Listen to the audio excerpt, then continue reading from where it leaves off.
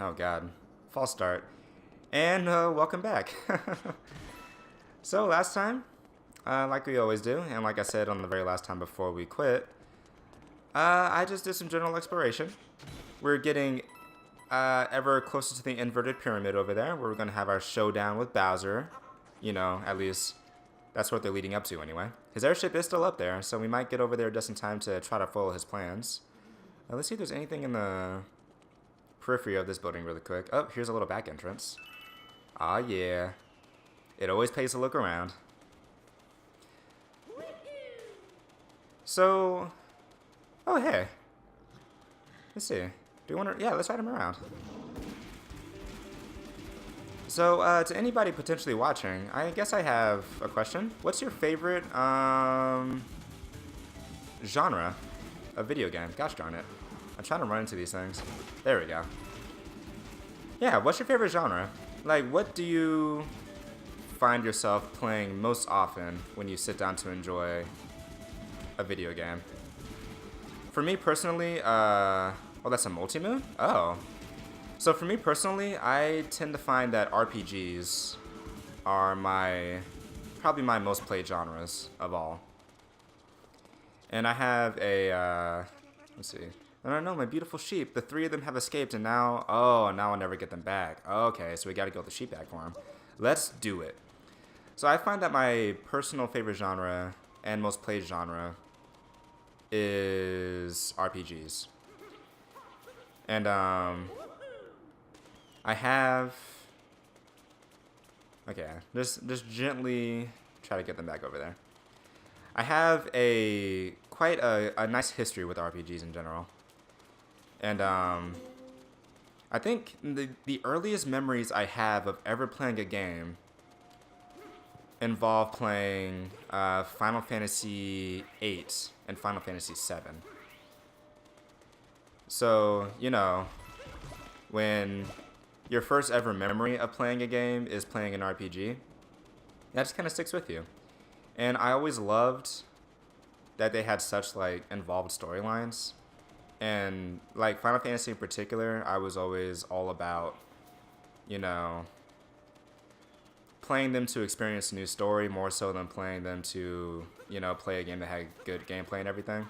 Because, you know, when you're young, when you're a kid, gameplay, honestly, doesn't really matter to you all that much.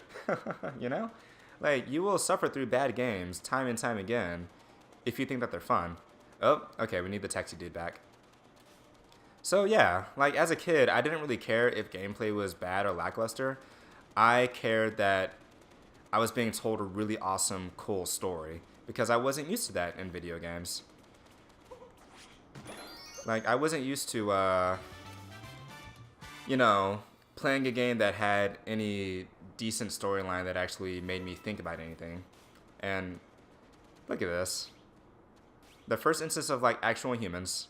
And his car is just trapped in ice and sand. I've got a customer waiting, but from the looks of this mess, I'm not going anywhere soon.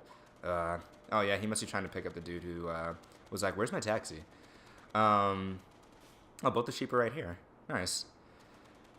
So yeah, I always appreciated a nice story more so than good gameplay as a kid. Nowadays, I'm kind of 50-50. Story doesn't really matter to me quite so much anymore if the gameplay is really, really, really good. Of course, I always enjoy a good story in a game. Like, Final Fantasy 15, even though... And again, I'm going right back to Final Fantasy. And that's because I feel Final Fantasy does still tell very good stories.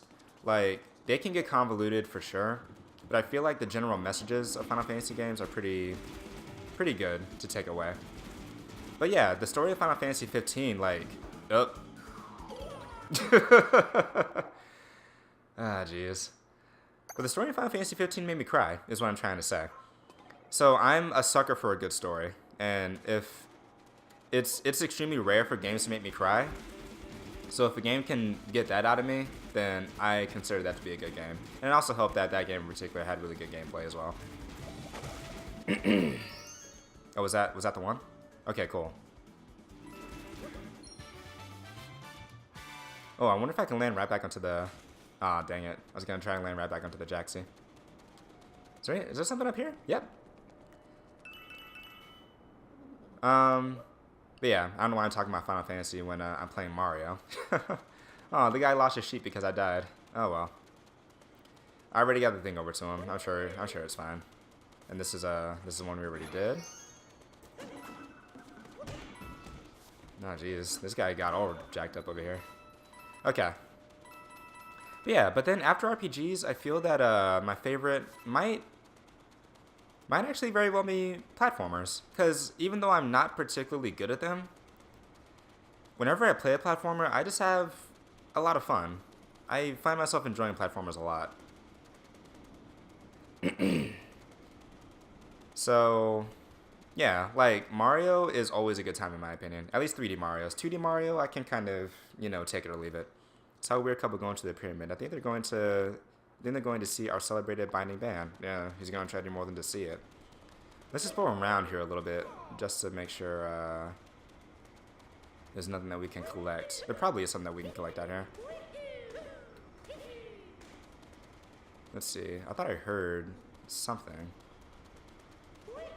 Let's go up here.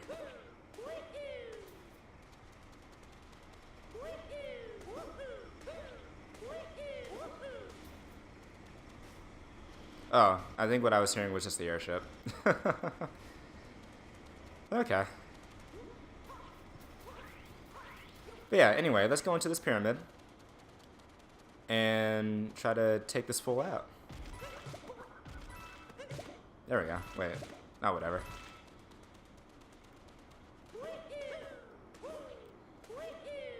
Yeah, Mario has always been... So I know I said in a previous video that the first Mario game I ever owned was Super Mario Galaxy. A little addendum to that.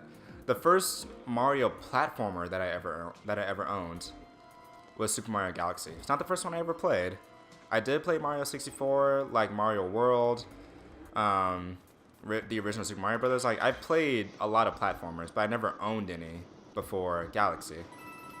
And I also owned... like, I still own, oh gosh, like sports spin-offs for like GameCube, which I consider to be like the golden era of sports spin-offs, honestly. And I own like the RPG Mario games. Like, I own Paper Mario. I own what is it called? Super Mario RPG. I have Paper Mario: The Thousand Year Door. I had Super Paper Mario, but I didn't like it all that much, so I sold it. Yeah, I have like Mario Kart. I own a lot of Mario games, but I never owned a Mario platformer until I got Super Mario Galaxy. Why exactly? I don't really know. I'm not entirely sure why Super Mario Galaxy was the one that made me really, really want to get into Mario. And I think it's because I'd played Super Mario Sunshine before, and I honestly didn't really like it all that much. And I just wasn't that interested in getting Super Mario 64. And Mario Galaxy, when I saw it, it just looked like something I would really enjoy. And I did. Super Mario Galaxy, and in particular Super Mario Galaxy 2, I consider to be one of the best games ever created. Like, just hands down. I think it's a fantastic game. And it was... Super Mario Galaxy 2, I believe, was my #1 favorite game for a very, very long time. For years. Since then, I have since added a couple of other games to that honor. Like, nowadays I have... Oh, jeez. Nowadays, I had a Super Mario 3D World, actually, as one of my favorite games after I started playing it. I have Persona 5 as one of my favorite games. Horizon Zero Dawn is one of my favorite games. You know, it's a lot of more recent games, but I have expanded my collection of favorites throughout the years. And honestly, if this game like keeps up with this kind of quality, which I'm absolutely sure that it will, I am 100% positive that this will wind up being on my favorite games list of all time. Like, even just from what I've seen already, I am so massively impressed. I'm having just such a good time in general that I could see this easily being one of my most favorite games ever.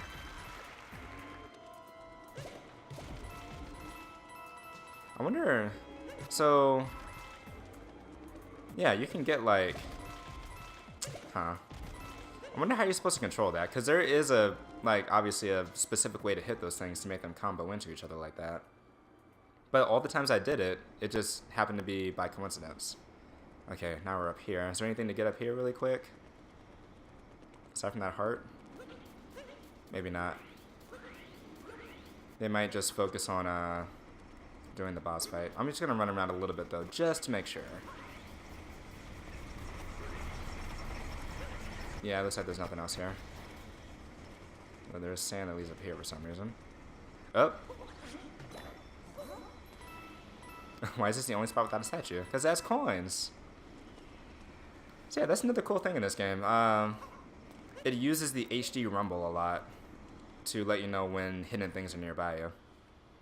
So when I went up there, I didn't even notice that it was lacking a statue, but I felt rumbling in my controller, so I did a ground pound, and then I got some free coins. Looking for the binding band, chumps? Too bad, the boss has it now. And you guys ain't invited to the wedding. Oh, okay, now it's her turn. Okay, see, an issue that I had... Okay. Alright, what do we gotta do? Okay, we gotta hit those back to her. Got it. So an issue that I had with previous Mario games was that, when you fought bosses... Oh, jeez. Holy crap, it just turned into a straight-up UFO. That's... Oh, it left magma behind. Okay. That's really cool, actually. When I played previous Mario games... Whenever I fought, like, bosses, I felt like it was Mario being kind of a bully. Like, he just kind of, like, ran up and, would fight an innocent creature, you know? Like, that was, one of the things I didn't really like about Mario Galaxy and Mario Galaxy 2, was that the first bosses in both games, they were just minding their own business. They were just sitting there, not doing anything. And then Mario came along and just beat the crap out of them for no reason, completely unprompted. So it was like, why did I fight those guys? And that is the case with a lot of bosses in other Mario games, is that you don't have any motivation for fighting them. You just go up and fight them. But in this game, there's a reason. Like, every boss that I fought so far, like, they're all associated with Bowser directly. The Broodals are directly hired by, I just realized a pun there too, Broodal. Is bridal and brutal. Oh my god. And it might also be brooding, who knows. But the bosses in this game are all directly associated with Bowser so far. So there's a purpose for fighting them. And that's really cool. It's like, finally, we have a Mario game where we feel justified fighting everything. Why is it all blue? When did it turn night? When did that happen? Is it gonna flip now? Or is it just up in the air? Oh, it's revealing... Okay, the hole in the desert. Oh boy, that was kind of ominous. It's still icy too. That Broodal slowed us down a bit, but we're still racking up the power moons. How odd, the inverted pyramid is floating? And it's gotten so much colder. Is this more of that Bowser's doing? I say, he does make trouble, doesn't he? Alright. So I think that's a good place to end off for right now. We finally beat the boss of the area. Oh, there's a bird again.